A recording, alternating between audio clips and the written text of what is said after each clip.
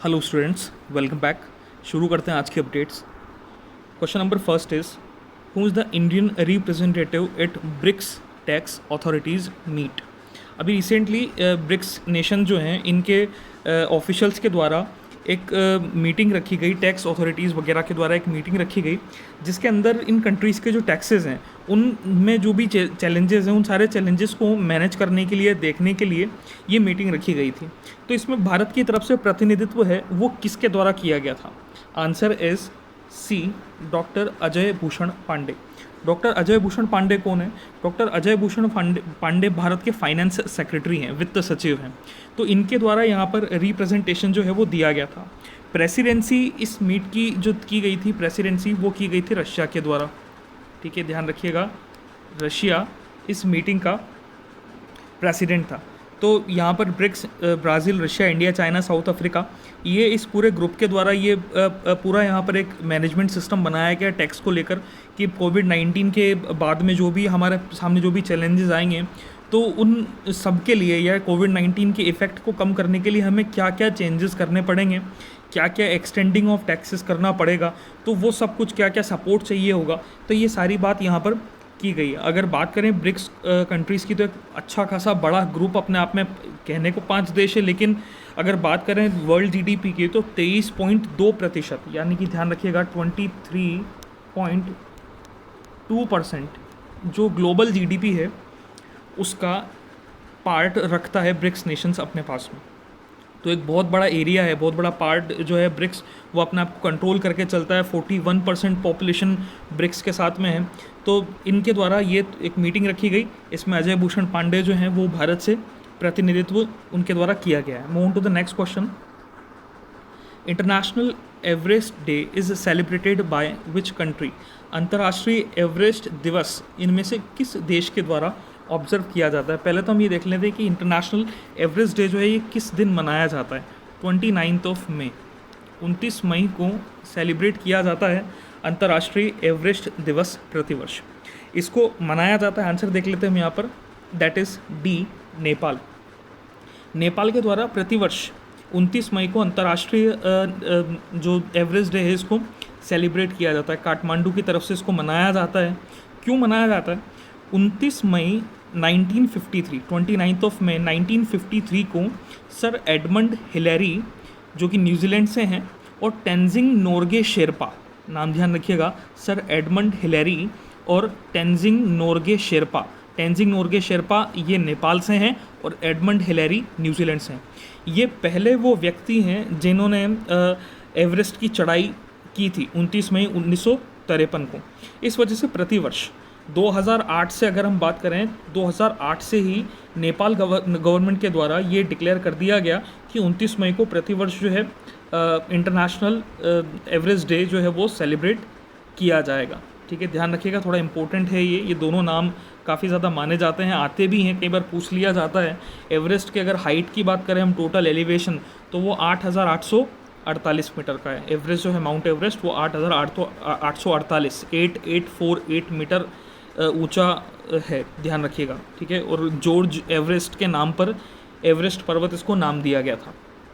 Move to the next question. KFON project is announced by which state government. किस राज्य सरकार के द्वारा ये के फोन नाम का एक प्रोजेक्ट जो है इसको शुरू किया गया? आंसर देख लेते हैं पहले, उसके बाद उसके बारे में बात करते हैं। Answer is Kerala. ठीक है, केरल की सरकार ने हाल ही में ये के फोन प्रोजेक्ट लॉन्च किया है। के फोन का मतलब क्या है यहाँ पर? Kerala fibre optic network. Kerala fibre optic network के तहत क्या किया गया है कि दिसंबर 2020 तक इम्प्लीमेंटेड, मतलब कर दिया जाएगा इसको दिसंबर 2020 तक पूरी तरह से।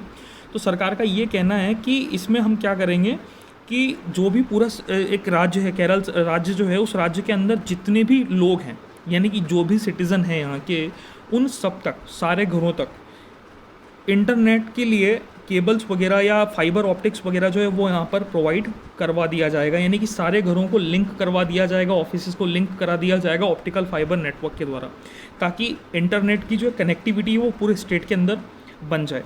इस प्रोजेक्ट के लिए यहाँ की राज्य सरकार ने 1548 करोड़ का एक पूरा प्रोजेक्ट रखा है। ध्यान रखिएगा, 1548 करोड़ का ये पूरा एक प्रोजेक्ट है जो कि पूरी तरह से स्टेट आईटी इंफ्रास्ट्रक्चर लिमिटेड और स्टेट इलेक्ट्रिसिटी बोर्ड इनके द्वारा संचालित है, और ये दोनों केरला स्टेट गवर्नमेंट के द्वारा ही संचालित माने जाते हैं। ठीक है, तो एक बहुत अच्छा प्रोजेक्ट है कि हाँ, fibre optic network, fibre optic line जो है वो पूरे केरल के अंदर बिछ जाएगी। बहुत सारे ऑफिसेस को, बहुत सारे लोगों को इससे काफ़ी ज़्यादा फ़ायदा होगा। इंटरनेट वगैरह की सुविधा जो है वो बढ़ जाएगी, कम्युनिकेशन बढ़ जाएगा। अच्छा प्रोजेक्ट है। Move to the next question. Who is the present governor of Goa? Goa के वर्तमान गवर्नर का नाम क्या है? Answer is c, Satyapal Malik. ठीक है, ध्यान रखिएगा, गोवा के जो वर्तमान गवर्नर हैं वो सत्यपाल मलिक है। हाल ही में गोवा ने अपना स्टेटहुड डे भी जो है वो सेलिब्रेट किया था 30 तारीख को, प्रतिवर्ष 30 मई को अगर हम बात करें तो स्टेट डे सेलिब्रेट किया जाता है, स्टेटहुड डे सेलिब्रेट किया जाता है, यानी कि 30 मई को 25वां ये दिवस सेलिब्रेट किया गया था। एक राज्य की तरह, अगर एक स्टेटहुड की तरह इन्होंने अपने आप को माना था 15 अगस्त 1947 को जब भारत आज़ाद हुआ था। तो जो गोवा पर जो राज करते थे पोर्चुगीज़, उनसे प्रेसिडेंट किया गया था गोवा को वापस से, यानी कि इंडिया अपने हाथ में लिया था इसको। देन उसके बाद में 1961 में ऑपरेशन विजय और इस तरीके के कुछ ऑपरेशन जो हैं वो लॉन्च किए गए थे, जिसके बाद 1987 में एक तरीके की टेरिटरी, इंडियन टेरिटरी डिक्लेयर कर दिया गया था 30 मई 1987 को गोवा को। तो इंडियन टेरिटरी जैसे ही डिक्लेयर हुआ तो वहाँ से एक तरीके से पूरी तरह से एक स्टेटहुड का दर्जा, एक राज्य का दर्जा गोवा को दे दिया गया था। इसलिए ध्यान रखिएगा, अभी वर्तमान जो गवर्नर है यहाँ के mister Satyapal Malik. Move to the next question. Which country is the said to be origin of locust? अभी हमने हाल ही में देखा था कि लोकस्ट अटैक यानी कि टिड्डे दल का जो हमला है वो बहुत ज़्यादा हिट किया इंडिया को। मतलब ऐसा कहा जा रहा है कि वर्स्ट इन द हिस्ट्री इसको बोला गया है। तो ये क्वेश्चन यहाँ पर सिर्फ इतना सा है कि इसको किस देश से ओरिजिनेट माना जाता है? ये जो लोकस्ट हैं ये इनमें से किस देश से ओरिजिनेट माने जाते हैं? Answer that is A, Ethiopia.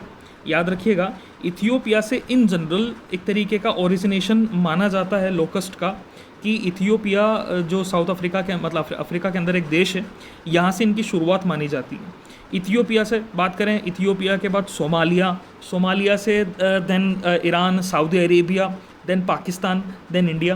तो इस तरीके से ये पूरा एक नेटवर्क है। तो यहाँ से इथियोपिया से ओरिजिनेट होते हुए, यानी कि सारा डेजर्ट वगैरह जो इस तरीके के बड़े बड़े वहाँ पर डेजर्ट हैं, वहाँ से ओरिजिनेट होता हुआ ये पूरा एक चक्कर लगाते हुए भारत तक पहुँचता। और भारत में इस बार इन्होंने काफ़ी ज़्यादा हिट किया है। अगर हम बात करें 1812 और 1889 कि इन 2 वर्षों के अंदर भी, हर बार होता है, इन 2 वर्षों में जिस तरीके का अटैक हुआ था उसी तरीके के कुछ अटैक जो हैं वो अभी देखे गए हैं। बहुत ज़्यादा फार्मर्स वगैरह को इससे काफ़ी ज़्यादा लॉस हुआ है।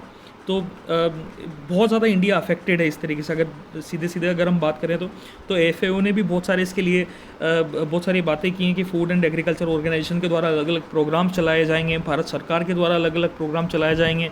अगर प्रधानमंत्री श्री नरेंद्र मोदी जी की बात की जाए तो उन्होंने भी मन की बात में डिस्कशन किया था कि लोकस्ट अटैक से काफ़ी ज़्यादा प्रॉब्लम हुई, तो उसके लिए भी जो कृषि मंत्रालय और भारत सरकार है वो अलग अलग तरीके के मेजर्स यहाँ पर लगा रहे हैं। अलग अलग तरीके के स्प्रे जो हैं वो किए जा रहे हैं, यानी कि ऑर्गेनोफॉस्फेट का स्प्रे जनरली किया जाता है। याद रखिएगा, जो लोकस्ट होते हैं इनको हटाने के लिए जो स्प्रे किया जाता है वो पेड़ों पर, घरों पर जो स्प्रे किया गया था, जैसे कि आपने न्यूज़ में देखा भी होगा, वो था ऑर्गेनोफॉस्फेट का। ठीक है, तो ये थोड़ा सा इंपॉर्टेंट है, ध्यान रखिएगा। Move to the next question. What is the theme of world no tobacco day? World no tobacco day की थीम क्या रखी गई है? पहले तो अगर हम देखें तो 31 मई को प्रतिवर्ष नो टबैको डे सेलिब्रेट किया जाता है। इस बार इसकी थीम जो है वो क्या रखी गई थी? That is a, protecting youth. ध्यान रखिएगा, वर्ल्ड नो टबैको डे की थीम जो है इस बार दी गई है protecting youth. Move to the next question. Army commanders conference 2020 held in which city? Army commanders conference 2020 इनमें से किस शहर में आयोजित की गई? Answer is d, New Delhi.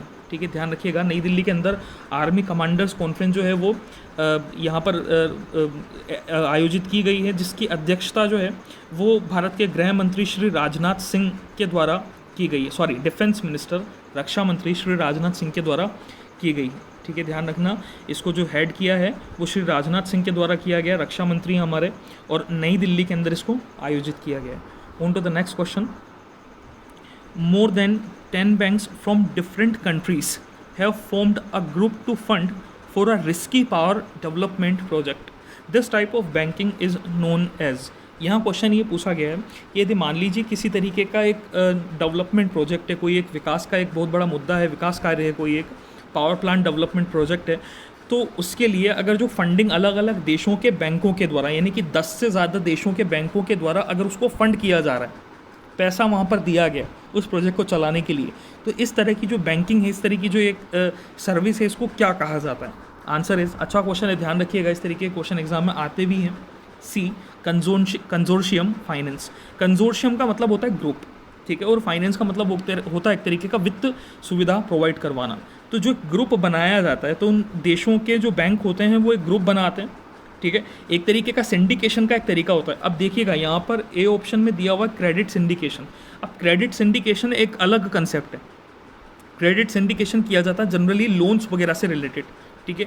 यहाँ पर अगर एक ग्रुप ही बनाया गया फंडिंग के लिए, तो वो कंजोर्शियम यानी कि ग्रुप फाइनेंसिंग उसको कहा जाएगा, ठीक है, ध्यान रखिएगा। ये लोन और फाइनेंस दोनों अलग अलग तरीके के, कहने को एक जैसे हैं लेकिन बहुत एक स्लाइट सा डिफरेंस होता है यहाँ पर, तो दैट इज़ कंजोर्शियम फाइनेंस, हम इसको कह के चलेंगे। Move to the next question. What is the maximum maturity age of a whole life insurance?